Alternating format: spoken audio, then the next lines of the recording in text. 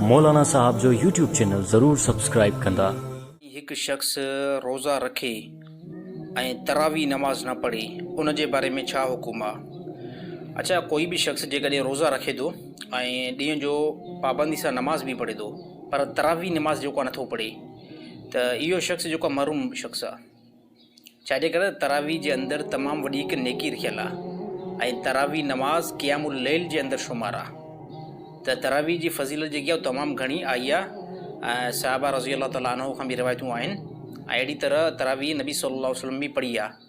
त अहिड़ी तरह रहियो इख़्तिलाफ़ 20 रकायत ऐं 8 में त नबी सल्लल्लाहु अलैहि वसल्लम 8 रकायतूं अल्लाह जे नबी पढ़ियूं आहिनि। बाक़ी हज़रत उमर रज़ी अल्लाह ताला अन्हु पंहिंजे ज़माने जे अंदरि 20 रकायतूं अल्लाह जे नबी खां बाद में हज़रत उमर रज़ी अल्लाह ताला अन्हु पाबंदी सां जेको आहे पढ़ायूं आहिनि।